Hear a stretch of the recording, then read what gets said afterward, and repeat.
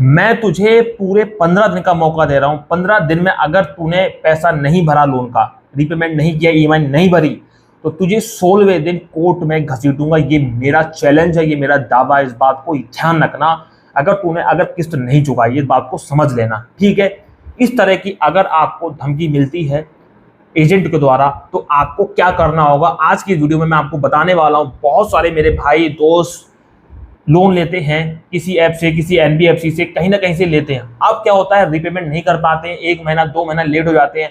उनके पास धमकियां आती हैं एजेंट की तरफ से कि रीपेमेंट कर देना, कोर्ट में कचहरी में घसीटूंगा, केस करूंगा, पुलिस का उपयोग करूंगा, एफआईआर करूंगा, जेल में डालूंगा, ऐसा करूंगा, वैसा करूंगा, घर पे आऊंगा, बवाल करूंगा। इस तरह की चीजें आपके साथ हो सकती हैं। तो आज की वीडियो में मैं आपको क्लियर बताऊंगा सारी चीजें। तो पहले चैनल को सब्सक्राइब कर दो। मेरे टेलीग्राम चैनल है @binalLB0, इसको सर्च कर लेना, इसको भी आप जरूर ज्वाइन कर लेना, फॉलो कर लेना, बहुत जरूरी है दोस्तों। यहाँ पे अगर इस तरह की धमकी मिलती है कि कोर्ट में घसीटूंगा, कोर्ट में हम बात करेंगे, ऐसा करेंगे, वैसा करेंगे, मैं आपको बता दूं, अगर एजेंट ये बात बोल रहा है तो समझ लेना बिल्कुल ही फर्जी मार रहा है, फेक बोल रहा है, झूठ बोल रहा है। उसका रीजन क्या है, देखिए समझते हैं हम बात को।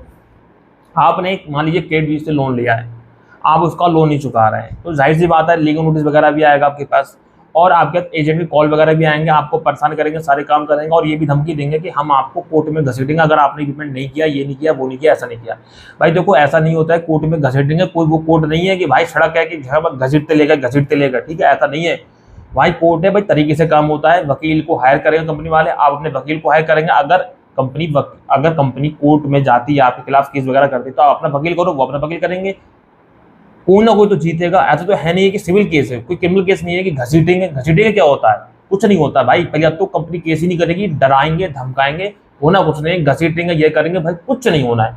पर्सनल लोन में, अनसिक्योर लोन में ध्यान रखना, कोई भी कंपनी जल्दी केस नहीं करती, धमकी जरूर दे देती है, लीगल नोटिस भेज देती है, लेकिन भाई वो केस वगैरह नहीं करती, क्योंकि वो कितनों पे केस करेंगे ना, यानी कितना उनका वॉरोवर, उनका जो कस्टमर है समय से रिपेमेंट नहीं कर रहा होगा, क्या सभी को जेल में घसीटेंगे या कोर्ट में घसीटेंगे या एफआईआर कर देंगे या पुलिस केस कर देंगे?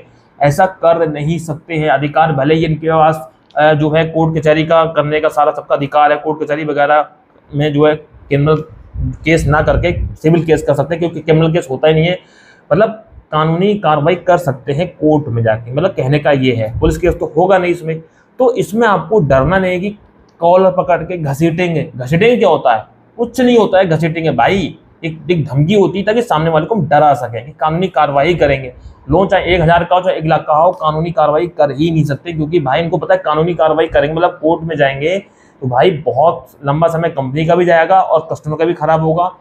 कंपनी बिल्कुल नहीं चाहती है, वो चाहती है कि एजेंट ही इनका रिकवरी करे। एजेंट को इसलिए रखते हैं कि तुम गाली दो, चाहे मारो, पीटो, कुछ करो, हमारी रिकवरी करके ला के दो।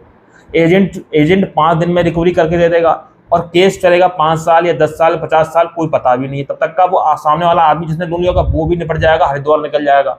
भाई कंपनी का इतना इंतजार नहीं करना है। वो धमकी देती है कानूनी तौर की, ठीक है, लेकिन होता कुछ नहीं। कि कोर्ट में घसीटेंगे, ये करेंगे, कोई भी कोर्ट में नहीं घसीटता है। ये सब एक धमकी होती है, होता कुछ भी नहीं है रियल में, ये बात है। चाहे पुलिस की धमकी दे लें, चाहे कोर्ट की धमकी दे लें, किसी प्रकार की धमकी दे लें, कोई भी कुछ नहीं कर पाता। इस बात का ध्यान रखें। तो मुझे उम्मीद है कि आपको पूरी बात समझ में आ गई होगी। कोर्ट में घसीटने की धमकी दें या पुलिस में, थाने में घटने की धमकी दें, आपको बिल्कुल भी डरना नहीं है। तो मुझे उम्मीद है कि आपको पूरी जानकारी मिल गई होगी। तो अब मैं चलता हूँ, मिलता हूँ किसी नेक्स्ट वीडियो में, नेक्स्ट टॉपिक में। तब तक के लिए जय हिंद, वंदे मातरम, सत्यमेव जयते।